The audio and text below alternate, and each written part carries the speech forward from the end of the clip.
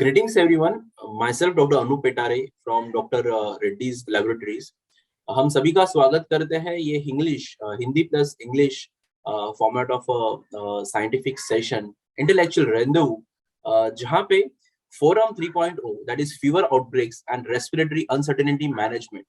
Under this topic, under the guidance of Association of Physicians of India and Indian Chest Societies, their guidance, we are honored to have our moderator and panelist for the session today, Dr. Agam Vora sir and Dr. Dhruv Chaudhary sir. It's my honor to introduce Dr. Agam Vora sir. Sir is a chest physician from the Vora Clinic in Mumbai. Sir is a general secretary of the Academy of Advanced Medical Education. And Dr. Dhruv Chaudhary sir, sir is a past president of the ISCCM. He's the senior professor and head at the Department of Pulmonary and Critical Care Medicine, University of Health Sciences, Rohtak. Without further delay, we'll request moderator to start the session, which is very interesting. That fever management in recent time, is it just COVID? Is just COVID and fever के बारे में बहुत सारे नए evidences और questions जो आ रहे हैं, जो clinical practice में routinely देखे जाते हैं. As a general practitioner, at a general practice, क्या important जानकारी हमें चाहिए, हम सुनना चाहते हैं. Sir, we hand over the session to you. Good evening, everybody. Anup bhai, shukriya. Thank you very much for those nice words of introduction. And आज हम मिले हैं to discuss about fever in today's confusing time. COVID है भी, COVID नहीं भी है. हर एक patient fever लेके आता है and that raises a doubt in mind. क्या ये COVID है? And that's exactly the focus for discussion today. I must thank IJCP and Reddy's for giving me this honor to get me here and मुझे मौका दिया आप लोगों से जुड़ने का, जहां मुझे ऐसा बताया गया है कि 800-900 प्लस डॉक्टर्स ऑलरेडी जुड़ चुके हैं एंड हम फीवर के बारे में डिस्कस करना चाहेंगे. ये मेरा सौभाग्य है कि डॉक्टर ध्रुव चौधरी भी यही सेम प्लेटफॉर्म पे है. मुझे API and Indian chest society दोनों का भी शुक्रिया अदा करना है. API is one of the largest body of physicians of India and I'm fortunate to be active member of API. Indian Chest Society chest फिजिशियनों की एक बहुत बड़ी संस्था है और मैं लकी हूं कि मैं उसका भी एक मेंबर हूं. IJCP की बात करूं तो ये एक एकेडमिक ग्रुप है which was led by Padmashri Dr. KK Agrawal and I had the fortune of being with him on multiple occasions. In fact, हमसे बिछड़ने के पहले जो उन्होंने few CMEs की थी, मैं वो एक CME का पार्ट था एंड वो टॉपिक भी ऐसा था जो हमारे दोनों के दिल को बहुत करीब था and we discussed on immunity. And मुझे बड़ी खुशी है कि उनके न रहने के बावजूद ये ऑर्गेनाइजेशन वही एंथुजियाज्म, वही जील के साथ में साइंटिफिक एक्टिविटी करते रहा है. डॉक्टर रेड्डीज के साथ में मेरा एसोसिएशन अनदर करीबन 10-12 साल पुराना है एंड कई मौके दिए ये प्लेटफॉर्म ने मुझे लोगों से जुड़ने के लिए, तो मैं उनका भी शुक्रगुजार हूं. I'm going to be, making announcement. Okay, there'll be question answers between me and Dr. Dhruv Chaudhary, and ये program मेरे लिए बहुत मायने रखता है. You know why? Because मैं सर को करीबन एक आध डिकेड से ज्यादा से जानता हूँ. 10 साल हो गए मुझे उनके साथ में जुड़े हुए on various project. In fact, I remember एक आध लास्ट कॉन्फ्रेंस में जब भी हम दोनों जज थे, there was this free paper session and both of us were judged together. And वो जो questions पूछ रहे थे, trust me, मैं अपने आप को इतना खुश नसीब मान रहा था कि मैं वहां प्रेजेंटर करके नहीं था, मैं उनके एक भी क्वेश्चन का आंसर नहीं दे पाया. दो उनके क्वेश्चन बहुत सिंपल थे, उनके क्वेश्चन बहुत ही प्रैक्टिकल थे, उनके क्वेश्चन ऐसे थे जो हम डे टू डे प्रैक्टिस में देखते हैं, बट कई चीजों को हम जैसे नजरअंदाज कर जाते हैं, वैसा हुआ था मेरे साथ. एंड आज मुझे इतनी खुशी है कि वो मुझे क्वेश्चन नहीं पूछ रहे हैं, क्योंकि अगर वो मुझे क्वेश्चन पूछते मैं शायद हार ही जाता, कोई आंसर ही नहीं दे पाता. बट आई एम लकी कि I am going to be asking him question. आज का प्रोग्राम दूसरे एक व्यू पॉइंट से भी बहुत इंपॉर्टेंट है कि उनका सालों का जो तजुर्बा है, सालों का जो एक्सपीरियंस है जो पेशेंट मैनेजमेंट का है, और उनके सालों का जो टीचिंग का तजुर्बा रहा है, उनके अंडर जनरेशन ऑफ स्टूडेंट्स पढ़ चुके, जो उनकी बेड साइड स्किल्स है, जो क्लिनिकल मेडिसिन, जो एक डाइंग आर्ट है, जो उनमें आज भी मौजूद है। मैं जब भी उनको मिला, जब भी मुझे उनके साथ में इंटरेक्ट करने का चांस मिला, trust me, I got something new to learn. आज का टॉपिक भले आपको बहुत ही सिंपल लगे, बहुत ही सामान्य सा लगे, आपको लगे हाँ ये तो हम डे टू डे प्रैक्टिस में देखते हैं, बट ट्रस्ट मी, ऐसी कई सारी चीजें हैं जो हमको आज डिस्कशन के बाद में जानने मिलेंगी। So friends, we have here Dr. Dhruv Chaudhary for you. He is the past president of Critical Care Society, head of department and professor at Pulmonary and Critical Care Medicine at Rohtak Medical College. Very active member of various task force in the country, very active member of various organizations, and a loved speaker in most of the national conferences. So चलिए तैयार हो जाइए, हम ले चलते हैं आपको एक फीवर एक्सप्रेस में। Plan is that I will give you a small tip on fever. I've made a small presentation, fever vis-a-vis COVID-19, and I'm going to run a few minutes. मैं आपकी थोड़ी चुनिंदा मिनट ये presentation के बाद में लूंगा, एंड बाद में हम क्वेश्चन आंसर्स लेंगे, जब भी हम डॉक्टर चौधरी से बेस्ट इंफॉर्मेशन निकालने की कोशिश करेंगे। So don't waste time. Put all the questions that you have in the chat box below, and I promise मैं ये सब questions के आंसर्स ऐसे लूंगा। I will share my screen for the first presentation that I have, a small presentation on fever that goes like this. Okay. The idea is to talk about fever in recent times. It is just not COVID. You can get fever because of various other things as well. तो ज्यादातर लोग मुझे यही पूछते हैं कि अगर COVID-19 और फ्लू, क्या इसको हम डिफरेंशिएट क्लिनिकली कर सकते हैं? एंड मेरा आंसर शायद आपको ये रहा होता, यस। अगर मैं प्रीवियस वेरिएंट्स की बात करूं, तो अगर कोई भी पेशेंट मुझे बोले कि loss of taste and loss of smell, I would close my eyes and say yes, COVID-19. But with today's variant that is not so prominent. But अगर if you have a patient who's complaining of loss of taste and smell, yes, this is COVID, because which is not a common feature of flu. You don't see this symptom in flu. Somehow, a lot of COVID patients present with diarrhea as well, and that could be a presentation of COVID-19, which is not so typical for flu. Very stuffy nose, very high grade fever, high malaise, and during pandemic, think of nothing else but COVID-19. But otherwise, you may get flu, which presents with little body ache, little malaise, high grade fever, throat irritation, stuffy nose, malaise, headache. It may be associated with vomiting. So during pandemic, there are few signs which would tell you it is COVID-19. You can be sure it is COVID-19 if your patient is not immunocompromised और उनको खांसी होने लगे, breathless होने लगे और उनको hypoxia होने लगे. This is definite COVID-19 lung involvement. Though you may get flu also involving lung in a few patients जिनकी इम्यूनिटी बहुत खराब है. अगर आप डायबिटिक बात करें, अगर आप लीवर सेल फेलियर की बात करें, अगर आप किडनी ट्रांसप्लांट की बात करें, तो yes, your flu patient can also get that. Common 4 fever की अगर बात करूं जो कॉफ के साथ में प्रेजेंट होते हैं, तो यू हैव कोल्ड, जो सीजनल कोल्ड बोलते हैं या कॉमन कोल्ड बोलते हैं, influenza, we may have allergic cold और सीजनल एलर्जिक रेनाइटिस जो बोलते हैं, एंड कोविड-19. ये 4 चीजें मेरे माइंड में आती है. If I talk about covid generally 14 दिन चलने वाली बीमारी है. उसमें कॉफ होता है, उसमें शॉर्टनेस ऑफ ब्रेथ होती है, उसमें हाइपोक्सिया होता है, उसमें सीवियर मलेज होता है. Patient may have features of cytokine storm. Patients may require ICU admission, may require hospitalization, otherwise may go on ventilator, may have multi-system dysfunctions. But जिनको mild COVID बोलते हैं, mild COVID में there may be loss of taste, loss of smell, there may be severe malaise, बदन दर्द होना, and throat irritation. In fact, current variant जो है उसमें खाली throat irritation and fever से patient present हुए हैं, जहां तक कि उनको लगता है कि जैसे अल्सर्स हो गए गले में, कुछ चुभ रहा है गले में. These are the only presentation of COVID-19.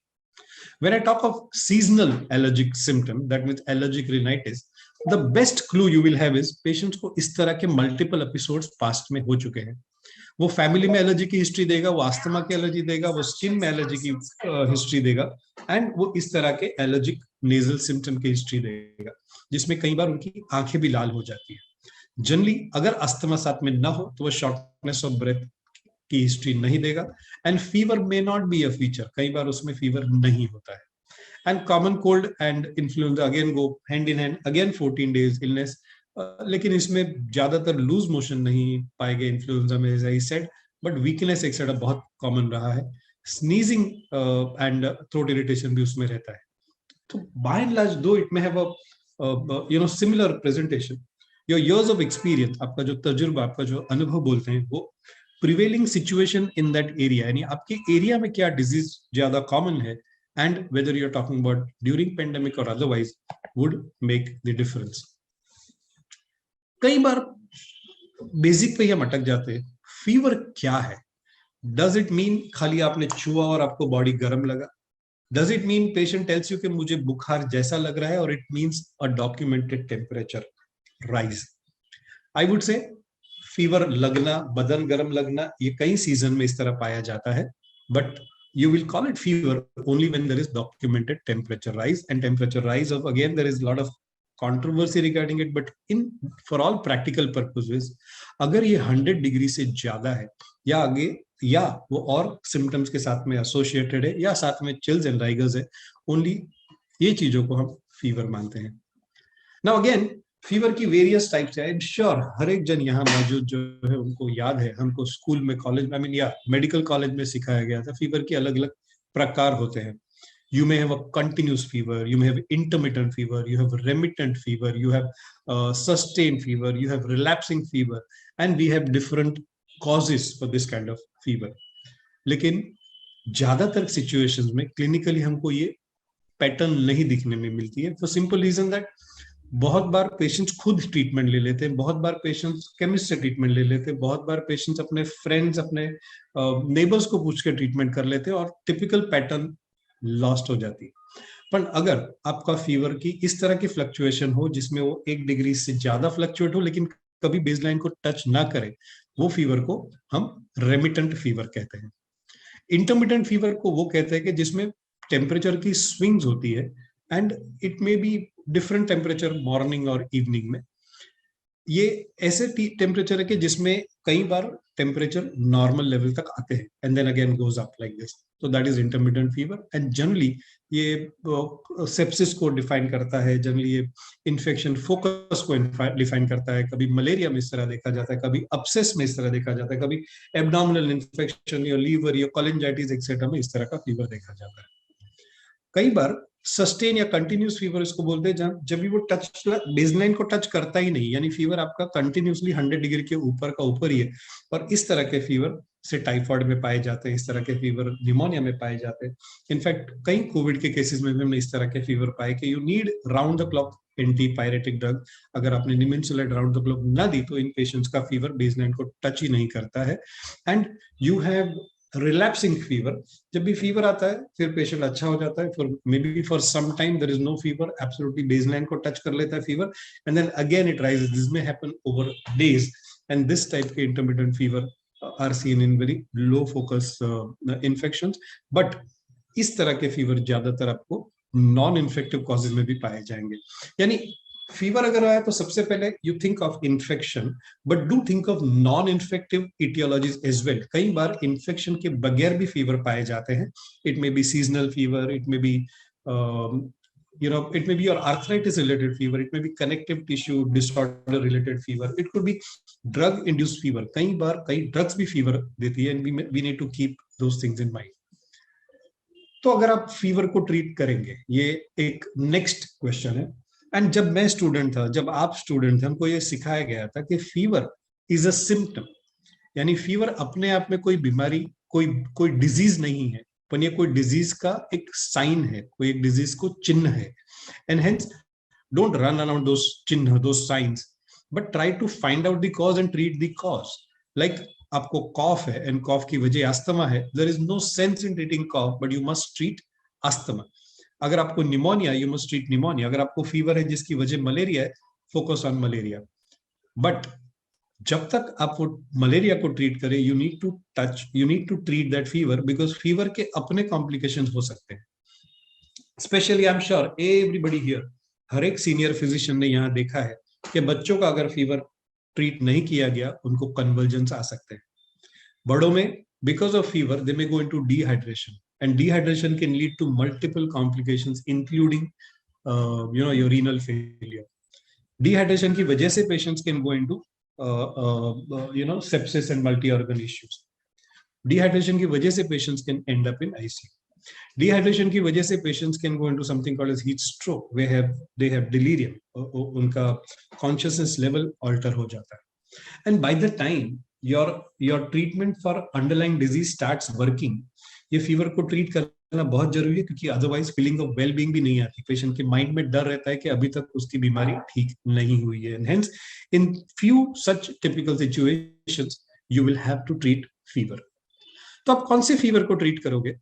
Say you have otherwise a mild fever going on for rheumatoid arthritis, you need not treat that fever. अगर आपका patient आता है कि उसको 3 या 6 महीने से बुखार चल रहा है, you need not treat that fever. But yes, if you have a acute onset fever, अगर आपको बहुत high grade fever है, अगर fever के साथ में chills and rigors है, अगर fever की वजह से complications होते हैं, अगर fever की वजह से आपका consciousness level alter हो गया है, अगर आप 60 years के above हो, अगर आपको associated comorbidities है, अगर आपकी immunity frail है, अगर आप pregnant हो, अगर आप obese हो, ये सब situation में आपको ये fever को treat करना पड़ेगा.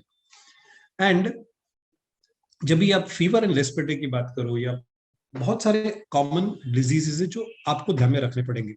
हमने बोला this could be any viral infection, हमने बोला this could be seasonal cold, हमने बोला ये इन्फ्लुएंजा हो सकता है, हमने बोला ये कोविड हो सकता है, हमने बोला एलर्जिक हो सकता है.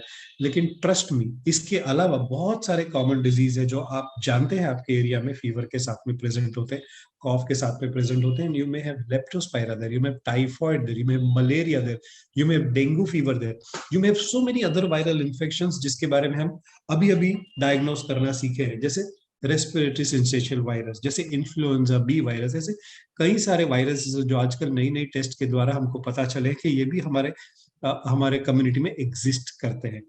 तो ये बहुत जरूरी है. जैसे आपके पास एक ही कंपनी के और एक ही बिल्डिंग में से 4-5 जन एक ही तरीके का बुखार और खांसी लेके आते हैं, दिस कुड बी अ लिजियोनेला. अगर आपको एक्सरे में एक पैच दिखता है, फेंट पैच दिखता है, दिस कुड बी लिजियोनेला. अगर ये पेशेंट्स लूज मोशन बॉडी के साथ में प्रेजेंट होते हैं, इसको हम अटिपिकल निमोनिया कहते हैं, जो बहुत ज्यादातर एसी की डक्ट लाइन में हुए इन्फेक्शन की वजह से होता है. तो if you keep your eyes open and try to understand कि आपके कम्युनिटी में किस तरह की केसेस है, and suddenly you see a peak in cases, try suspecting accordingly. तो आपको आपके अगले पेशेंट्स को ट्रीट करने में वो मददरूप होगा. Then comes किससे ट्रीट करें. Most of these patients would require a antipyretic drug. तो बहुत सारी antipyretic drugs available है. You have all NSAIDs available, that is non-steroidal anti-inflammatory drugs, like you have ibuprofen, you have naproxen, you have nimensulide. हमारे पास as old paracetamol है. And yes, steroid भी use कर सकते हैं फीवर को control में लाने के लिए. I would not recommend so, because steroid should be reserve only in experts hand and जब भी एसोसिएटेड डिजीज की ट्रीटमेंट चालू की गई हो. तो by and large when it comes to you and me, by and large it comes to family physician, by and large when it comes to OPD management of this fever, or by and large it comes to a supervised treatment for fever, you will think about only NSAIDs. तो NSAIDs कौन से use करेंगे? अगर हम NSAIDs की बात करें तो you have ibuprofen, naproxen, and then you have yes, this nimensulide. So when I talk about ibuprofen और naproxen, मुझे लगता है कि ये मेरा एक्सपीरियंस है कि उससे GI एडवर्स इवेंट्स ज्यादा होते हैं, यानी ये पेशेंट्स को एसिडिटी, गैस्ट्राइटिस ज्यादा होते हैं. एंड कई सारी ड्रग्स की एंटी इन्फ्लेमेटरी एक्शन ज्यादा है compare to their antipyretic activity. But अगर मैं निमेंसुलाइड की बात करूं तो निमेंसुलाइड की probably antipyretic and anti inflammatory activity can be compared. And उसकी अगर उसको मैं कंपैरिजन में लूं पैरासिटामोल से, तो उससे पैरासिटामोल से भी ज्यादा, आई एम श्योर आपने सबने देखा है, कई पेरेंट्स आते हैं कि हम उनको पैरासिटामोल दे चुके फिर भी बच्चे का बुखार नहीं जाता है. The minute you prescribe nimesulide, fever goes away like this, and fever goes away like this for beautiful 8 to 10 to 12 hours. In most of these patients, मैं खाली दिन में 2 बार के निमेंसुलाइड से उनका फीवर को कंट्रोल में कर सकता हूँ.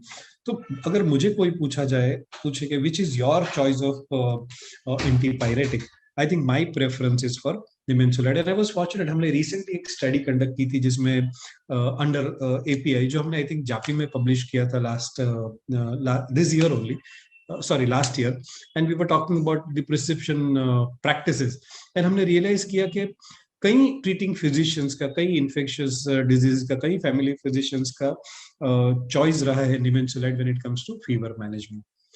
I think आज की तारीख में कोई प्रेजेंटेशन कोविड-19 की ट्रीटमेंट के डिस्कशन के बगैर समाप्त नहीं होना चाहिए, और आज के जो वेरिएंट देखे गए हैं दे आर मेनली ओमिक्रॉन और द माइल्डर वेरिएंट है. तो अगर आप माइल्ड वेरिएंट को ट्रीट कर रहे हो, अगर आप ऐसे पेशेंट्स को ट्रीट कर रहे हो जिनको कोई कोमॉर्बिडिटी नहीं है, any patient does not have blood pressure, does not have diabetes, does not have kidney liver issues, not a smoker, is otherwise fit, hale and hearty, in this patient only symptomatic treatment, and symptomatic treatment would have only antipyretic drug.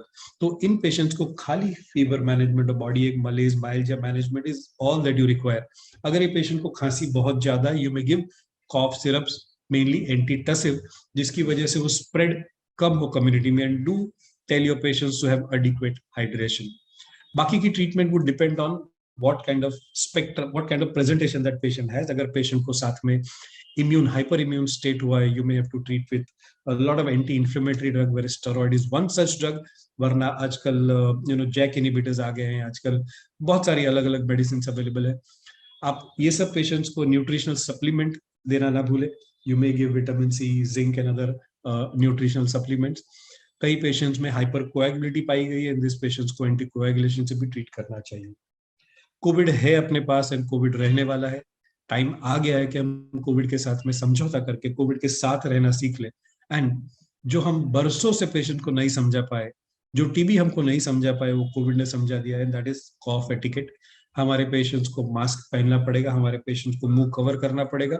हमको पूरी society को ये ध्यान में रखना है कि we can't cough the way we did for last so many decades, so many years. Social distancing, हम जितना जल्दी गैदर हो जाते हैं उतना जल्दी अगर हम ना गैदर हो, अननेसेसरी जगह पे ओवर क्राउडिंग ना करें. And don't forget, vaccination does save lives. NSAIDs के बारे में वापस मैं ये पॉइंट को दोहराना चाहूंगा कि they are most widely used analgesic drugs. उनके अंदर एंटी इन्फ्लेमेटरी एंड एंटीपायरेटिक, यानी फीवर को कम करने की क्षमता है एंड बॉडी में रहे सूजन या इन्फ्लेमेशन को कम करने की क्षमता है. अगर मैं निमेंसुलाइड की बात करूं तो ये COX-2 इनहिबिटर है. अगर सिंपल वर्ड्स में बोलूं तो various mediators and various pathways जो फीवर में एक्टिवेट हो जाती है, जो इन्फ्लेमेशन में एक्टिवेट हो जाती है, उनको सप्रेस करने की क्षमता निमेंसुलाइड में है. तो this is widely prescribed drug. उसको लो टॉक्सिसिटी है, लेस हार्मफुल है when it comes to GI intolerance. बहुत सारे पेशेंट्स में बहुत सारी कोमॉर्बिड के साथ में भी इसको हम सेफली प्रिस्क्राइब कर सकते हैं. कई लोगों के माइंड में ये भरी रहती है कि इस तरह की दवाइयां अगर अस्थमा के पेशेंट में या पेशेंट जिनको एलर्जिक डिसऑर्डर उसमें दे तो क्या अस्थमा एग्रीवेट हो सकता है. एंड मैं चेस्ट फिजिशियन के नाते बताता हूँ कि हमने निमेंसुलाइड बहुत commonly in patient में यूज किया है, and I found it pretty safe. इस एक्शन भी उसकी बहुत क्विक है. I mean in about 15 to 20 minutes you start seeing the action, and action peaks in about 30 to about 60 minutes, and action goes on for about 12 hours, and you can safely give twice daily to have good antipyretic effect. इसको heart को toxicity भी नहीं है. तो overall safe है, GI safe है and rapid onset of action है. It is a lower ulcerogenic potential. That means अगर आप इसी ग्रुप की अलग दवाइयों के बारे में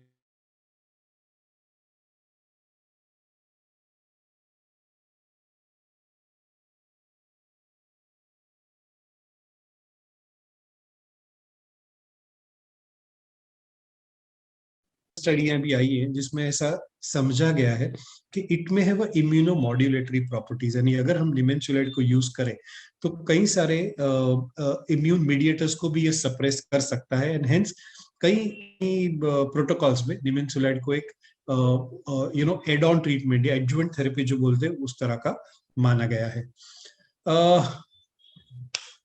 finally, as I said, Covid is here. Prevention is not only better, but prevention is safer. Prevention is cheaper than cure. Do vaccinate. आजकल लोगों को टेस्ट करने में मन नहीं करता है, but whenever situation permits, you may even get the rapid antigen test done. But do diagnose this patient so that you can advise them isolation. If they remain isolation, at least their family members can be saved. You've got various treatments available. You've got now the latest drug in the armatorium is Molnupiravir. दो molnupiravir के बारे में कई लोगों के mind में कई सारे शंकाएं होंगी. आज का ये प्लेटफॉर्म इसके बारे में बात करना नहीं है, but still it is a good drug if used for the right indication. अगर आपके पास कोई एल्डरली पेशेंट है जिसको बहुत सारी कोमॉर्बिडिटीज है, जिसका हार्ट कमजोर है, जिसकी किडनी कमजोर है, जिसका लीवर कमजोर है, जिसके अंदर सीवियर डिजीज होने की पॉसिबिलिटी है, और अगर इनमें सीवियर डिजीज हो जाए तो उनमें जान गंवाने के चांसेस ज्यादा है, you may use such drugs that is molnupiravir safely, and only 5 days treatment could prevent hospitalization, and वो बहुत अर्ली SARS-CoV-2 का वायरल लोड कम कर सकता है. यानी पेशेंट जो 5, 7, 10, 15 दिन तक पॉजिटिव रहते हैं और कम्युनिटी में डिजीज स्प्रेड कर सकते हैं, ये यूज करने से 3-5 दिन में कोविड नेगेटिव हो जाते हैं. I think I would thank you for your patient hearing, and now we would go on to getting the best out of Dr. Dhruv Chaudhary. Sir, before I shoot questions to you, your comments. Thank you, Agam. You have been extremely generous. And I don't know what you said, whether I deserve it or not. But nevertheless, I think you have given an excellent overview of a fever. And now we are realizing what we used to read actually. जो हम पढ़ते थे कि आपके क्या-क्या viruses के infections होते हैं, diagnostics have gone to such an extent that we are able to make a diagnosis.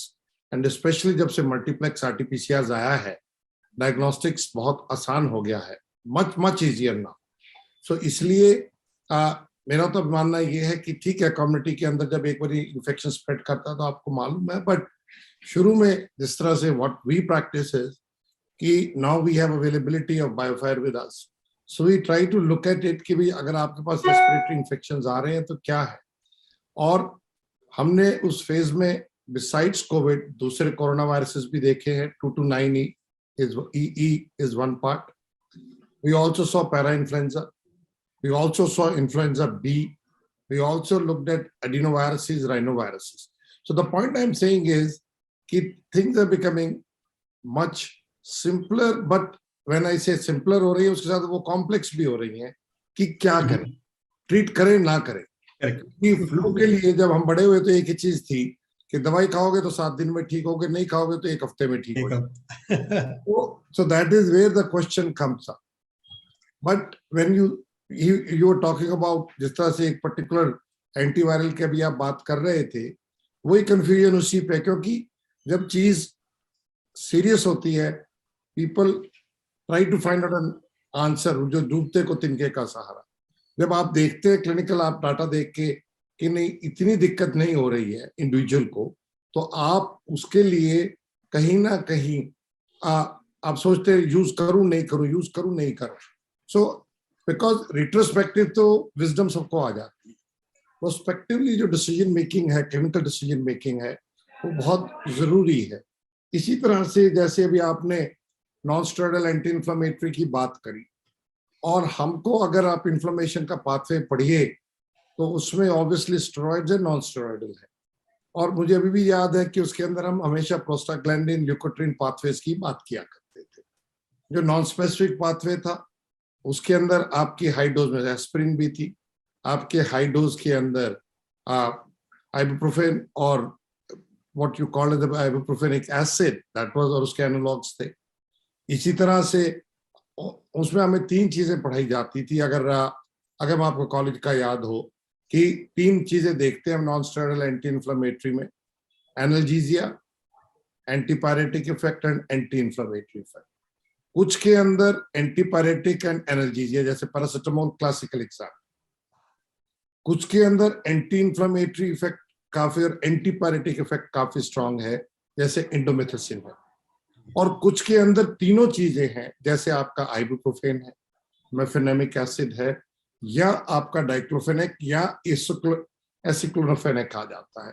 तो जब आगे हुआ तो उन्होंने कहा कि why not be non selective. Aspirin also, अगर आपको याद, रोमेटिक फीवर हम लोग जब ट्रीट किया करते तो बहुत हैवी डोजेज में थे, पर उसकी अपनी टॉक्सिसिटी थी, इरोजन्स बहुत थे. सो जब भी आप कोई दवाई बनती है देखते तो आप ये देखते हैं कि उसके फायदा कितना है, नुकसान कितना है, उसमें एक बैलेंस होना चाहिए। तो उन्होंने फिर कोऑक्सीजनेज इनहिबिटर 1 इनहिबिटर 2 बनाया, और कोऑक्सीजनेज इनहिबिटर 2 में निमेसुलाइड एक बहुत लंबे टाइम से यूज हो रहा है, लेकिन किस स्थिति में कैसे कब यूज कर रहे हैं वो इंपॉर्टेंट है। अगर आपको याद हो 10-15 साल पहले कॉक्स 2 इनहिबिटर्स के ऊपर काफी लंबी चौड़ी पोथियां लिखी गई, पेपर्स लिखे गए, और उसमें कहा गया कि ये दवाइयां कार्डियोवास्कुलर इंसिडेंट्स को बढ़ा देती है और ब्लड प्रेशर को भी बढ़ा देती है, बिकॉज सॉल्ट और वाटर रिटेंशन होता है। लेकिन सवाल इस बात का कि आप उन चीजों को किस स्थिति में इस्तेमाल कर रहे हैं। आप 10 दिन के लिए यूज कर रहे हैं, 5 दिन के लिए कर रहे हैं, या आप महीनों साल दर साल कर रहे हैं। तो जो ज्यादा ब्लड क्लॉटिंग की या दूसरी चीजें वहां थी जहां वो लंबे अरसे के लिए यूज की गई। आज के दिन भी इटोरोकॉक्सिब हम यूज कर रहे हैं, जैसे वो भी कॉक्स इनहिबिटर है, पेन में भी, औरों में भी। शुरू में अगर आपको याद हो पिरोक्सिकैम आया था जिसके अंदर यूज करना शुरू किया था। तो चीजें एडवांस हो रही हैं, लेकिन हमको बेसिक से रहना है। मेरा बेसिक से कहने का मतलब ये है कि अगर हम स्टिक टू द बेसिक्स रहेंगे, फिर ऊपर चलेंगे, प्रोबेबिलिटी ऑफ राइटिंग और going wrong are less. That is important. जैसे कि आज के दिन अब एंटी एपिलेप्टिक्स है, अगर आप देखें जिसको देखो इंटेंसिव केयर सेटिंग में लेवोसिट्राम यूज कर रहा है, जबकि हम दूसरी दवाइयां भी यूज कर रहे थे।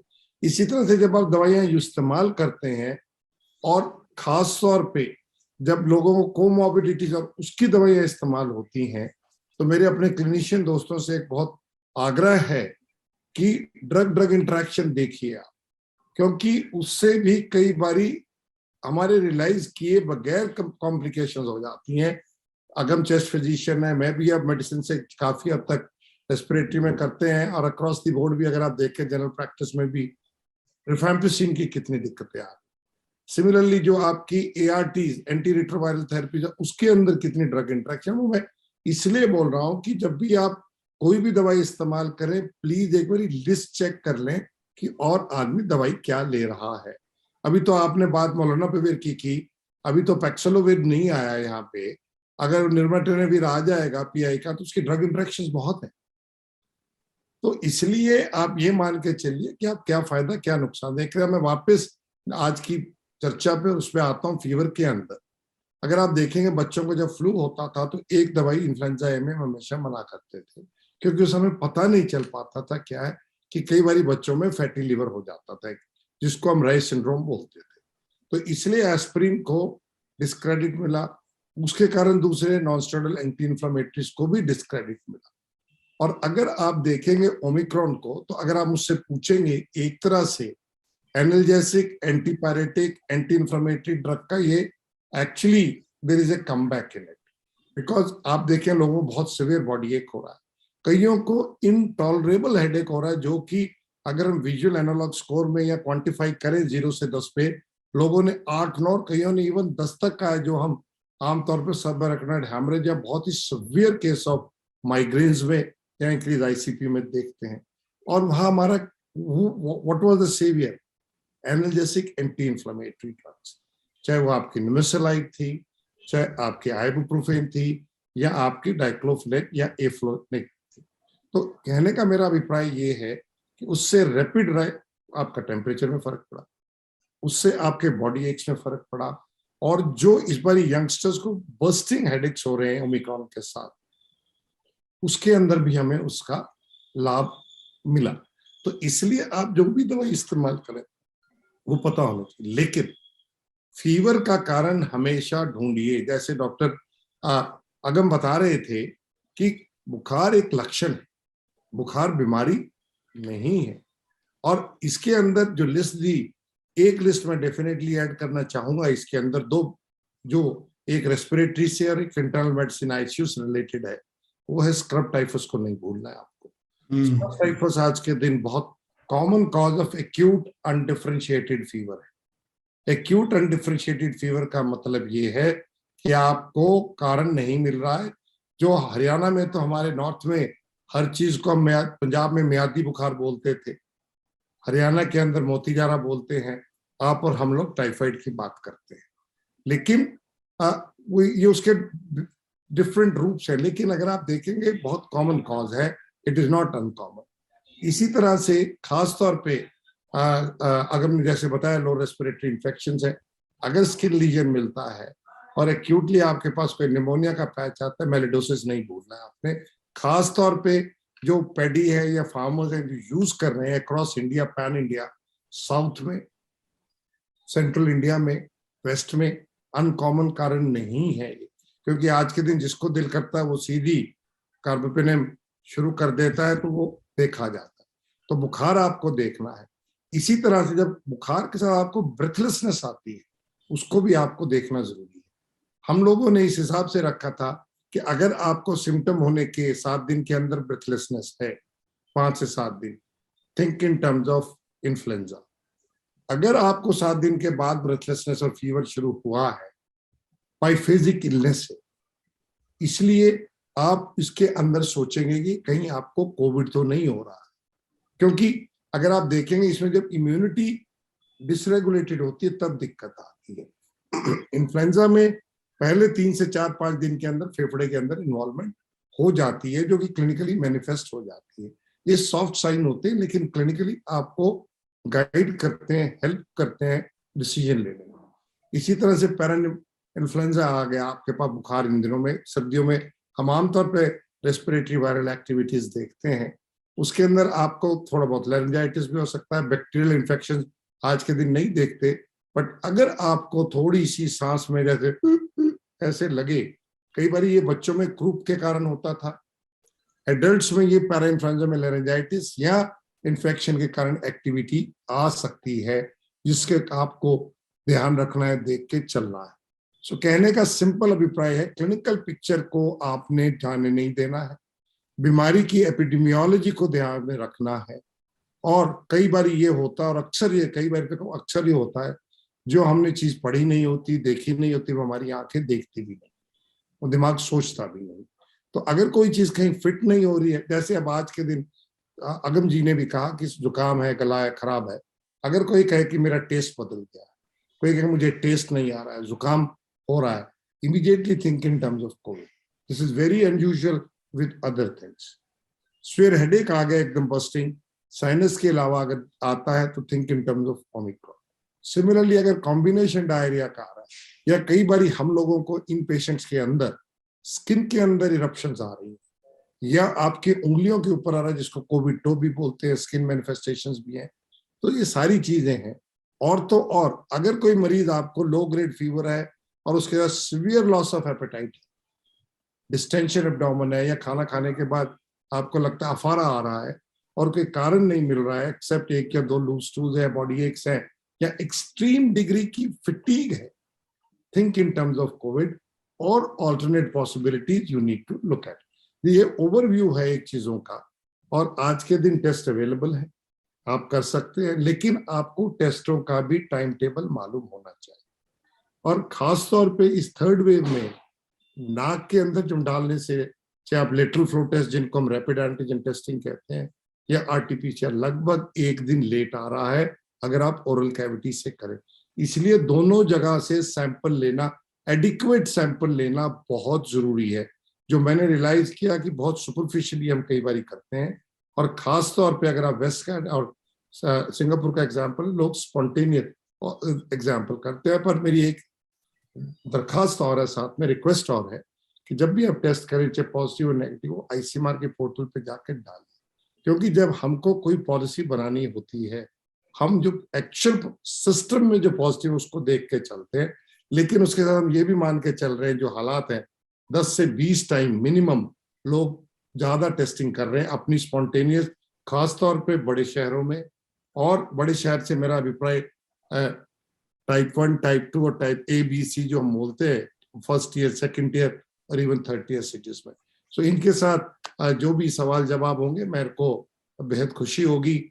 जब सवाल जवाब तो क्या होंगे, इसके अंदर हमारा जो इंटरेक्शन होगा एक तरह से, उसके अंदर हमें खुशी होगी। जो भी आपके सवाल होंगे उनका जवाब देने में हमें अच्छा लगेगा।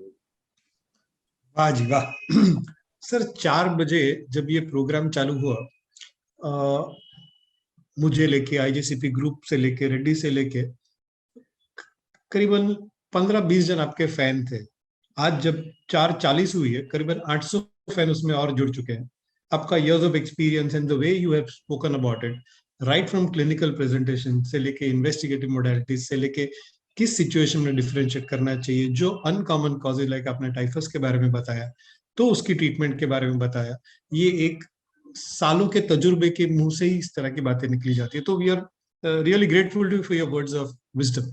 सर, आज इतने इतने डिस्कशन के बावजूद भी जो प्रश्न मेरे सामने मल्टीपल उभर के आ रहे हैं, मेरे स्क्रीन के सामने उभर के आ रहे हैं, जहां लोगों को अभी भी जानना है कि सर क्लिनिकली आप कैसे डिफरेंशिएट करो कि ये कोविड है कि नहीं कोविड है।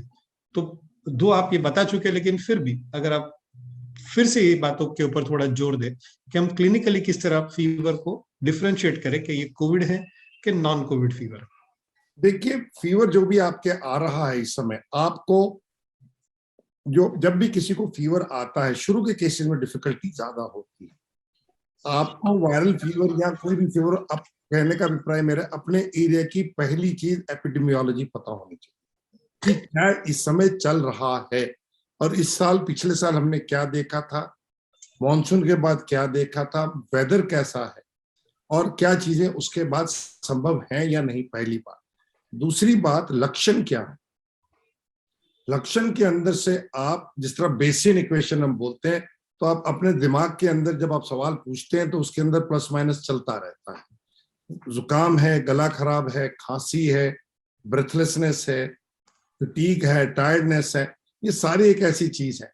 अब जैसे अब आपको क्लासिकल एग्जांपल देखा, इस बारी आपको अक्सर लोग जुकाम, स्टफी नोज, गला खराब, थकान, फटीग, जिसको कि अंग्रेजी में बहुत अधिक मात्रा में स्क्रैची थ्रोट कहा गया।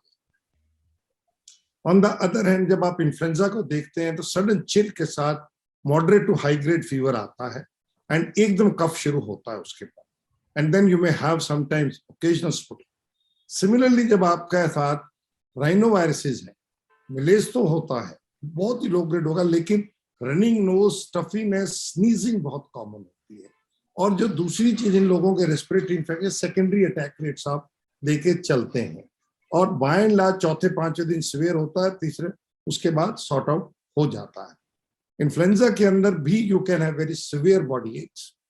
जब आप ओरल कैविटी देखते हैं, हम एग्जामिन क्योंकि लोगों ने कोविड में नहीं किया या नहीं किया, इन्फ्लुएंजा में भी अगर आप देखेंगे एंग्री लुकिंग ओरोफेरिंक्स होता है, और साथ में यू कैन हैव थिकनेस और redness of the tonsils, and then it go. वही अगर एक्यूट बैक्टीरियल टॉन्सिलाइटिस है, एक्यूट फेरेंजाइटिस है, आपको वहां पे मेम्ब्रेन मिल सकता है, वो डिप्थीरिया में भी मिलती है हमें, और वहां से you can do the checking. Final diagnosis आपका लैब पे बनेगा। एक सेकेंडली, आपको एटिपिकल फीचर्स, उसके कैरेक्टरिस्टिक्स देखने होते हैं। जैसे कि अगर आप देखेंगे कोविड के अंदर स्टेज 1, स्टेज जो फेज 2 था, हमारे जो वेव्स थी, उसमें लॉस ऑफ स्मेल और लॉस ऑफ टेस्ट था, डायरिया भी साथ था। इन्फ्लुएंजा में भी डायरिया अगर स्वाइन फ्लू में बताया गया था, लेकिन परसेंटेजेस कम थी। सिमिलरली आप ये मान के चलिए कि कोई भी चीज होगी, चाहे कहीं से शुरू हो, साइटोकाइंस के साथ सिस्टमिक सिम्टम्स आएंगे। Fever is an example of systemic. Local clinical examination करिए कि लिम्फ नोड एनलार्ज है कि नहीं। अगर आपने किसी को एमॉक्सिसिलिन दे दिया और स्किन पे रैश हो गया, तो इमीडिएटली आपके दिमाग में इन्फेक्शियस मोनोन्यूक्लियोसिस आएगा। सिमिलरली आपकी ओरल कैविटी की एग्जामिनेशन बहुत इंपॉर्टेंट है, but take all precautions when you are doing it. उसी से आपको मीजल्स को आप अर्ली पकड़ सकते हैं, कॉप्लिक स्पॉट है। इसी तरह से अगर आप बच्चों में एक्जेंथेमेटस फीवर्स देखते हैं, that can be picked up. और अगर बॉडी पे रैश हो रहा है, उसका क्या पैटर्न है, all these things can identify. लेकिन जब आप कोविड की बात कर रहे हैं, ये अपर रेस्पिरेटरी से लेटर ऑन ट्रेकियो ब्रोंकाइटिस हो रहा है। इस बार अगर आप ओमिक्रॉन में आप देखेंगे, कॉफ आपका तीसरे चौथे दिन के बाद आ रहा है, शुरू में नहीं आ रहा। पहले आपके अपर रेस्पिरेटरी सिम्टम्स हैं, उसके बाद आपके कॉफ आ रहा है, बट जो इसमें कम आ रहा है वो आपका अगर देखेंगे तो लंग इन्वॉल्वमेंट कम है। लेकिन अगर कोई पेशेंट स्टेबल है, और जैसे हार्ट फेलियर का है, लिवर डिजीज का है, या सीओपीडी का है, वो डिटीरिएट करता है, और आपके आसपास हर जगह हवा में इस समय जिस तरह से कोविड घूम रहा है ओमिक्रॉन, तो आप इसको देख के चलेंगे। वायरसेस में एक बड़ी खूबी है कि जब वो एक एपिडेमिक में रूप में चलते हैं तो दूसरे को रिप्लेस करते हुए जाते हैं, और वही चीज आप इसमें देख रहे हैं। लेकिन अगर आपको डोमिनेंटली लेरिंजाइटिस दिखे तो उसके साथ साथ आपको स्ट्राइडर जैसी आवाज आए, think in terms of para influenza और बच्चों में क्रूप, और अगर हुपिंग कफ जो उनसी बोलते हैं, आदमी कफ के बाउट्स होके एकदम डिटेल अंदर लेके फिर करता है, तो उसको सोच। सिमिलरली इक्वली इंपॉर्टेंट जो हमने इस बार ओमिक्रॉन में हमने पिछले कुछ टाइम से देखना शुरू किया, सेकेंडरी निमोनियाज हमको काफी बैक्टीरियल मिल रहे हैं। तो आपको पुरानी टीचिंग है, बुखार हो, खांसी हो, बलगम में रेड करंट जेली जैसा या आपका समटाइम्स ऑल्टर्ड रेडिश ब्लड हो, और ऑस्कल्टेशन क्लिनिकल एग्जामिनेशन देखनी जरूरी है, कंसोलिडेशन की फाइंडिंग हो, तो आपका निमोनिया है, क्रेपिटेशन है। अगर आपको वीजिंग दिख रही है, फीवर दिख रहा है, think in terms dominantly of lower respiratory tract infection, viral tracheobronchitis है। और अगर आपका सिर्फ अपर रेस्पिरेटरी है, साइनसेस है, पोस्टीरियर नेजल ड्रिप है, लेकिन लंग क्लीन है, तो think in terms of viruses which are attacking primarily the upper. This is how. So जब आप हिस्ट्री लेते हैं, क्लिनिकल एग्जामिनेशन को हमको नहीं भूलना, और जब आप ब्लड फिल्म देखते हैं उसमें आपको मोनोसाइटोसिस, लिम्फोसाइटोसिस मिलेगा। उससे ज्यादा कुछ करने की जरूरत नहीं है। लेकिन अगर इम्यूनोसप्रेस पेशेंट है, हमेशा लिम्फ नोड्स को पैल्पेट करिए। अगर आपकी कंजक्टिवाइटिस हल्की और periotic lymph node, sorry preotic lymph nodes है, think in terms of adenovirus infections. So practically when you do clinical examination along with history, then subsequently you ask for the test and it is done. You can have a glandular fever is what? Infectious mononucleosis. Youngsters में होगा। Similarly अगर fever है, अब आज के दिन incidence थोड़ा कम हो गया है, अगर उन्होंने काफी केसेस देखे होंगे वहां बॉम्बे में, कि अगर किसी की सेक्सुअल एक्टिविटी के बाद फीवर आ रहा है, रैश आ रहा है, think in terms of acute retroviral infections also. Similarly अगर आपको, जिस तरह डेंगू के अंदर भी आज आपसे मैं शेयर कर रहा हूं, कॉमनेस्ट क्लिनिकल साइन हम कभी ओरल कैविटी इन्वॉल्व नहीं करके देखते, आपका ओरोफेरिंक्स के अंदर प्रोमिनेंट लिम्फोरेटिकुलर टिश्यू है and the redness, that is a common thing because it spread through reticular endothelial lymphocytes monocyte, this spread through out the body. Similarly अगर टाइफॉइड है, there will be fever with rash. So you try to go with the syndromic approach with fever, what you are seeing at the background of epidemiology. जब acute undifferentiated fever है, कुछ नहीं पता चल रहा है, कैपिलरी लीक आ रहा है, एशकार दिख जाए आपको, तो ये स्क्रब टाइफस। अगर आपको फीवर के साथ रैश है, never ever forget beside drug fever along with it typhus or its various varieties or the viral exanthemas. That's how we go, we make diagnosis clinically and we proceed and ask the test. वाह, thank you so much sir. तो ये आपको sir ने detail में बताया है कि fever को अदर क्लिनिकल सिम्टम्स और अदर प्रेजेंटेशन के साथ में जुड़कर किस तरह आप डायग्नोसिस पे आ सकते हैं। Now let me go on to the next question.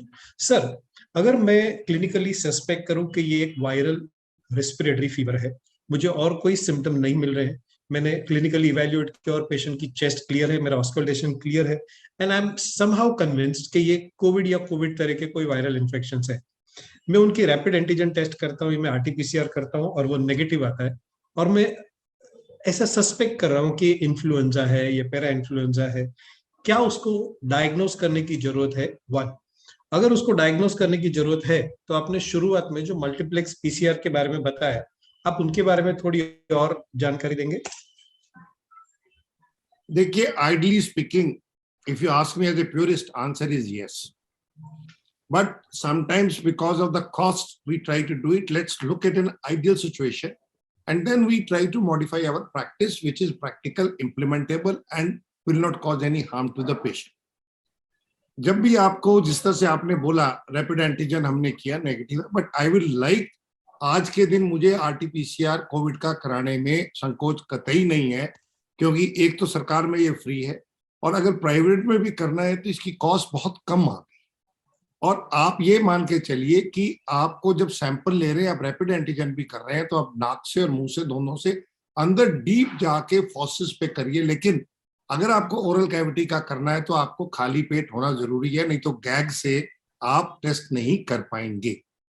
अगर मुझको सस्पिशन है कोविड का, हमने कई बारी, 2 बारी, 3 बारी, 4 बारी भी किया जब ये पॉजिटिव आया है, तो वो इसलिए जरूरी था क्योंकि एक तो आपको डेफिनेटिव कोर्स ऑफ इवेंट्स का पता चल जाता है, एक, अगर आपके पास कोमोबिडिटीज हैं तो आपको ये भी पता चल जाता है कि प्रोबेबिलिटी ऑफ दिक्कत होने की क्या है, 2। तीसरा, if I have an influenza and if I have a COVID now today, I have a different spectrum of medicines which we can use. I'm not talking specifically of Molnupiravir, which is effective against large majority of RNA virus. It can become a broad spectrum antiviral by default. So I will not talk about it, but like, because जो भी treatment है आपको पहले 48 से 72 घंटे में करना है, लेकिन जब भी आप कोई टेस्ट करते हैं तो हम प्री टेस्ट प्रोबेबिलिटी लेते हैं कि इस टेस्ट की क्या सेंसिटिविटी है, क्या स्पेसिफिसिटी है। तो इसलिए एक पर्टिकुलर एक घनता चाहिए, एक अप्रोक्सीमेट वॉल्यूम चाहिए या लोड चाहिए, जिसके बाद ही लेटरल फ्लो टेस्ट पॉजिटिव आएगा, 1। Secondly, they can be false positive 2।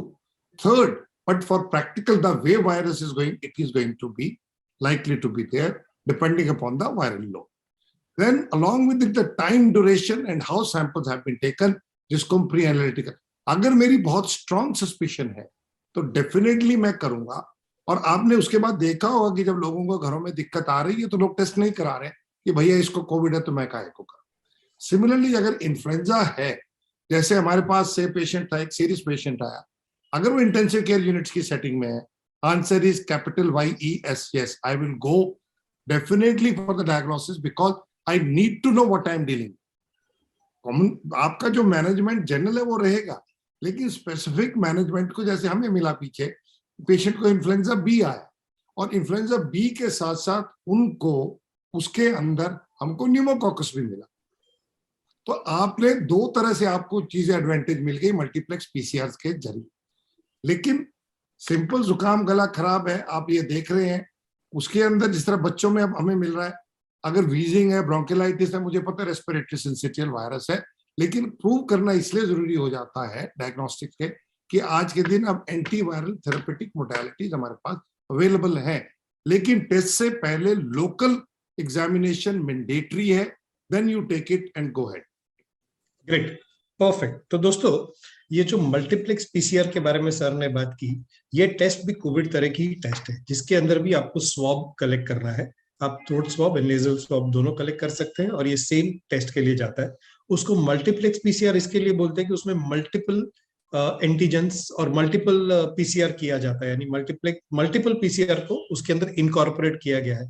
यानी एक खाली आपको कोविड के बारे में नहीं, पर जो currently I think the current multiplex जो बॉम्बे में है, वो बायोफायर में करीबन 22 टेस्ट की जाती है, यानी 22 अलग अलग जात के पीसीआर साइमल्टेनियसली रन होते हैं, एंड जिसके अंदर आपको various virus, couple of bacteria के बारे में इंफॉर्मेशन मिलती है। उसमें भी 2 तरह के बायोफायर्स हैं, एक आपके अपर रेस्पिरेटरी के लिए, एक निमोनिया के लिए। तो आप तो उससे आपको काफी आइडिया लग जाता है। हमें सरकार में दिक्कत नहीं पड़ती बिकॉज कॉस्टली, हमें पेशेंट पे नहीं बर्डन डालना पड़ता।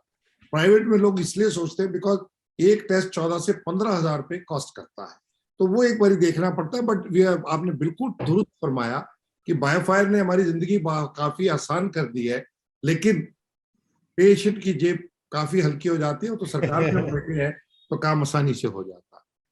तो मैं as a family physician and frontline doctors आपको कतई रेकमेंड नहीं करूंगा कि ये टेस्ट करें। ये टेस्ट ओनली स्पेसिफिक सिचुएशन में, जैसे सर ने बताया, कोई पेशेंट आईसीयू में है या कोई पेशेंट बहुत हाई रिस्क पेशेंट है, या जब भी हम स्ट्रेटेजी के बारे में बात करते हैं, जब भी सर को बैठ के पूरे सिटी के बारे में, पूरे कंट्री के बारे में स्ट्रेटेजीज बनाने, तभी उनके लिए जानना बहुत जरूरी है कि किस तरह के इन्फेक्शंस कम्युनिटी में है।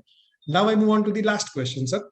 हम स्पेसिफिक थेरेपी के बारे में तो डिजीज के हिसाब से करेंगे, जैसे आपने बताया कोविड, तो शायद हम कोविड को फेविपिराविर से ट्रीट करें या मोलनुपिराविर से ट्रीट करें।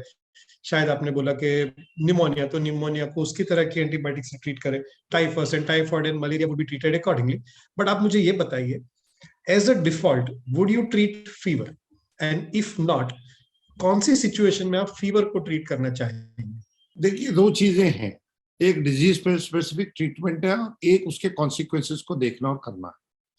Fever as a matter of fact we do treat because it can be very distressing. Usually we try to avoid, अगर आपका 99-100 के आसपास है, जो आपने 38 दिया है, वो रफली अराउंड अबाउट 100 डिग्री के आसपास जाता है। उसके साथ कितने क्लिनिकल सिम्टम्स है वो डिसाइड करते हैं। तो सिम्टोमेटिक मैनेजमेंट तो इम्पोर्टेंट है, लेकिन एक चीज याद रखिए, मैं उसको रीइंफोर्स कर रहा हूं आपने टाइप्स ऑफ फीवर बताए जो हम थर्ड ईयर में बच्चों को पढ़ाते भी। आज के दिन एक कॉन्टिन्यूअस फीवर एंटीपायरेटिक के यूज के कारण इंटरमिटेंट या रेमिटेंट हो सकता है, ये याद रखिएगा। कई बार इसीलिए आप देखेंगे जब आप एंटीपायरेटिक लेते हैं, बुखार नीचे आता है और उसके बाद वो थोड़ी देर के बाद रहने के बाद जब तक दवाई का जो फार्माकोलॉजिकल एक्शन खत्म होता है तो दोबारा से ऊपर चढ़ जाता है। तो वो आपको जानना जरूरी है। कई बार वो बड़ी डिस्कम्फर्ट क्रिएट करता है। तो फीवर को हम डेफिनेटली ट्रीट करते हैं जब वो डिस्ट्रेसिंग हो, मॉडरेट टू हाई ग्रेड हो, और खास तौर पे अगर बच्चों में फेब्राइल एंसेफेलोपैथी की हिस्ट्री हो, एपिलेप्सी की हिस्ट्री हो, और आप 99-100 तक तो ठीक है, उसके बाद आप डेफिनेटिव फीवर को ट्रीट करना चाहेंगे। हाई ग्रेड फीवर जिसको आप हाइपरपेरेक्सिया करते हैं, which can go and become sometime malignant also, though they are in the specific situations, और you can have hyperthermia fever की जगह दैट टर्मिनोलॉजी यूज करते हैं जो एनवायरमेंटल एक्सपोजर से होता है। All must be treated, and common चीज which is ascribed for the symptomatic management is usually we write SOS, which should not be. If you have to treat it regularly, because if you will use SOS, you will have trouble. And secondly, आप इसके अंदर दवाई अगर नहीं use करना चाहते, दवाई का एक एडवांटेज ये रहता है कि जो उसका बॉडी एक पेन्स जो वेरियस साइटोकाइंस रिलीज हो रहे हैं उसको ये टेक केयर करता है, तो इसलिए ड्रग लेना भी रिलेटिवली आसान। Otherwise you can do what is called as hydrotherapy, which should be used. लेकिन आपके बॉम्बे में इस समय कोई दिक्कत नहीं होगी, यहाँ पे अगर मुझे हाइड्रोथेरेपी करनी पड़े तो आदमी को डर लगता है। और एक बहुत बड़ा मिसकंसेप्शन है कि हमें बर्फ के पानी से करना है। आंसर इज नहीं। आपका जो टैप वाटर है उसको लीजिए, हल्का फैन चलाइए, प्रिंसिपल क्या है एवेपोरेशन, आप जब करेंगे तो उससे कूलिंग हो, it will bring down the core temperature lesser. So answer to your question straightforward is beyond 99 if person is symptomatic. Some books may write 100, so it depends upon the discomfort of the patient. It must be treated symptomatically, but at the same time, effort must always be there to find out the cause of fever and treat the cause. Fever का निदान आपका symptomatic treatment है, कारण fever का definitive treatment है। और एक चीज और जो हमें दिक्कत आ रही है, ओपीडी के अंदर देख रहे हैं, अगर हम खुद उस चीज को बहुत प्रोपोगेट भी करते हैं, ट्यूबरकुलोसिस को मत भूलना। We are missing TB in this time of COVID when people are coming up. अगर classical picture evening rise, fatigue, tiredness, गोली खा लो 2, 4, 5, 10 दिन तो ठीक है, लेकिन अगर खांसी के अलावा परसिस्ट कर रहा है, never ever forget the common enemy, that is the tuberculosis. Great. Sir, if I may end the discussion by making you answer one more question. Your choice of antipyretic. Sir, as a default, like, a lot of patients, lot of doctors have a habit of giving paracetamol. In fact, मैं अगर अपना खुद का experience कहूँ तो I had fever after taking the second vaccine shot. And लेने के बाद का fever मेरा paracetamol से नहीं गया.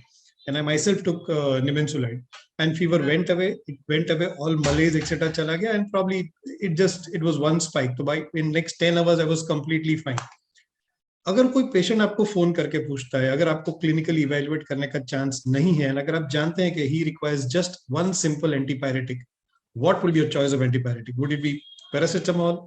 Would it be nimensulide? Would it be ibuprofen? Would it be naproxen? You see, conditions different way. Commonly when person comes up to me straight away with the fever and little myalgia, I always say paracetamol. Common, that is my drug of choice which I use across the day. लेकिन अगर हमें ये दिखता है कि उसको daily requirement 2, 3, 4 से हो रही है and still fever is not going, we add another antipyretic, and there I prefer nimensulide because of its longer action and relatively gentler effect on the stomach. And also now we have a dispersible tablets available for it. So looking at it, it gives an end. I avoid using as far as possible ibuprofen, though people use it in various combinations with paracetamol because of some GI intolerance, not anything else. It's an excellent drug otherwise, but the combinations which come up. Naproxen we use very interestingly to differentiate the cause of fever, which is long standing. Whether it's an old test we used to do it. It's not that it is 100% sensitive or specific. No, it helps you guiding evaluation further. कि अगर आपने half a dose of जो 500 milligram का आता है आपका naproxen, half tablet अगर आप use कर रहे हैं twice a day, and the fever disappears, we used to think that we need to rule out malignancies. On the other hand, fever is not responding. Probably it may help to look further for infectious or other inflammatory disorders, and that we have been using since 90s in terms of trying to differentiate. Wow. It is not a 100% thing. So looking at the names of the drug you get, we start from paracetamol, more frequency, go over to nimesulide, and then over a period of time, when we are using it up, depending upon the combination, now we know combination nimesulide with paracetamol is also coming up, because what they called as an extra power, extra strong things. But nevertheless, this is how I go. And long standing, no doubt about it, 12 hours, it's a very good time for you to do it. That's what we practice it up. But this is how I practice, which I've shared with you. Thank you very much sir. आपके साथ बात करते करते 1 घंटा कहाँ बीत गया पता ही नहीं चला, और मन तो ऐसे करता है कि बातें चलती रहे, हम आपसे ये विजडम लेते रहे. आपका इयर्स ऑफ एक्सपीरियंस, जो आपने हमको स्मॉल ट्रिक्स बताई, ये तो शायद कोई टेक्स्ट बुक में हमको ढूंढने से ना मिले. मित्रों, हर एक दवाइयां अच्छी है अगर राइट इंडिकेशन में, राइट पेशेंट प्रोफाइल में यूज की जाए. Have no fear about it. मैं कई मित्रों से बात करता हूँ, कई दोस्तों से बात करता हूँ, उनके बारे में, दवाइयों के बारे में बहुत सारे मिथ्स है. ऐसे सब प्लेटफॉर्म का यूज करके ये सब मिथ्स, ये सब डाउट्स को क्लियर करें. Nimesulide is a very good antipyretic drug. It is a very good anti inflammatory drug. ये लास्ट 1.5 ईयर में जो रेजिस्टेंट फीवर था, जो फीवर पैरासीटामोल से कंट्रोल में नहीं आता था, ये सब पेशेंट्स को निमेंसुलाइड की वजह से हम काफी अच्छी मात्रा में फीवर को कंट्रोल कर चुके हैं. ध्यान में रखें, हर एक दवाइयों के अपने अपने शॉर्टकमिंग्स होते हैं, हर एक दवाइयों के अपने अपने प्रॉब्लम्स होते हैं. See to it that your patient is hydrated well. See to it के ये दवाइयां बहुत ज्यादा यूज ना हो, क्योंकि कई बार ये एक वार्न करती है अपने अंडरलाइंग डिजीज को. अगर आपका फीवर 2-3 दिन में सेटल नहीं होता है, थिंक ऑफ समथिंग एल्स. सोचिए कि उनको सेकेंडरी इन्फेक्शन हो सकता है, सोचिए कि उनको और कॉम्प्लिकेशंस हो सकते हैं. खाली उसी तरह की दवाइयों को कंटिन्यू प्रिस्क्राइब ना करें. I would thank IJCP, I would thank Reddy's, I would thank Indian Chess Society, I would thank API for giving me the opportunity to be here, to be able to host Dr. Dhruv Chaudhary, and to be able to connect to those 800,000 plus doctors who have spared their working day evening. तो अभी सबके evening का time होने चला, सबके OPD चालू करने का टाइम हो चुका. हम विदा हो उसके पहले मैं सर से एक टेक होम मैसेज या एक वन मोर, ऐसी लालच होती है कि सर और कुछ जान ले आपसे, और कुछ सुन ले आपसे. तो sir give us one take home message. पहले तो मैं ये धन्यवाद करना चाहूंगा आईजीसीपी का, इंडियन चेस सोसाइटी का और एपीआई का. और दूसरा, मैं अगम से जो सीखा मैंने, कैसे बात को बोलना, करना और कम्युनिकेट करना, I think that is very important. And third thing which is important is never ever close your eyes and ears. Keep it open, think literally, but at the same time, whatever you use, you should be very clear of it, what you are using and why you are using for. I think that is the important issue. As he said, as Dr. Agam has said it, आप paracetamol use करिए, आज nimesulide use करिए, combination use करिए, लेकिन आपको पता होना चाहिए आप क्यों इस्तेमाल कर रहे हैं. लेकिन बुखार मोस्ट ऑफ द टाइम जो हम मौसमी होते हैं वो चले जाएं. पोस्ट मानसून में वेक्टर बॉन्ड देखिए. आज के दिन सर्दियों में खास तौर पे नॉर्थ में पीछे बहुत कोल्ड था, आप इकट्ठे रहते, रेस्पिरेटरी बॉन्ड इन्फेक्शंस का देखिए. लेकिन उसको अगर आपका बुखार 2 से 3 दिन नहीं जा रहा और मरीज देखने में ठीक नहीं लग रहा है, कॉज ढूंढने में मत करिए. और फाइनली एक रिक्वेस्ट है, रेस्पिरेटरी वायरल इन्फेक्शन में कृपा करके मेरी हाथ जोड़ के विनती है, डे 1 पे एंटीबायोटिक मस्त इस्तेमाल करें. अगर बैक्टीरियल है करिए, लेकिन अगर बैक्टीरियल नहीं है, कि लोकल कॉज आती है कि साहब मैंने एक्स दवाई तो एजिथ्रोमाइसिन तो शुरू कर दी, अब बताइए डॉक्टर साहब मुझे और क्या करना, मेरा बुखार ठीक नहीं हो, कहाँ से ठीक होगा. तो इसलिए rational treatment, evidence based treatment, use your experience and know the epidemiology of the fever in your area. That's the best way to go ahead. And when you are finding it up, that cause is not coming up after 4 or 5 days of fever, still not settling down. Time to move on for further investigation and evaluation. And in first 48 hours of fever, nothing to be done. Unless or until you have specific to be done, 48 से 72 घंटे में कुछ ना हो, तब आगे चले. वाह, ग्रेट. सर की स्टाइल चुराते हुए मैं भी सर की स्टाइल में और एक रिक्वेस्ट करना चाहता हूँ और एक गुजारिश करना चाहता हूँ अपने मित्रों से, एंटीबायोटिक्स ना यूज करें. और अगर आपको एंटीबायोटिक्स यूज करना ही पड़े, इंपेरिकली करना ही पड़े, प्लीज डोंट यूज क्विनोलोन्स. क्विनोलोन्स दवाइयां जो अब लीवोफ्लॉक्स है, मॉक्सीफ्लॉक्स है, ओफ्लॉक्सासिन है, एक्सेट्रा एक्सेट्रा, ये सब ट्यूबरकुलोसिस के ट्रीटमेंट के लिए छोड़े. Thank you very much. I think every good thing has to come to an end. And आज ये प्रोग्राम को वाइंड अप करते हुए मुझे बड़ी खुशी हो रही है. मैंने हर एक क्वेश्चन को जस्टिस देने की कोशिश की. जितने क्वेश्चन मेरे स्क्रीन के सामने फ्लैश हुए वो सबके आंसर डॉक्टर चौधरी ने बड़े प्यार से, बड़े इयर्स के एक्सपीरियंस को मिला के आप सबके सामने प्रस्तुत किए. अनूप, आपका धन्यवाद. आपने बहुत अच्छा प्रोग्राम चालू किया, बहुत अच्छा इंट्रोडक्शन किया, बहुत अच्छा प्लेटफॉर्म दिया. Reddy's, IJCP, ICS, API, all of you, शब्बा खैर. Thank you. everyone.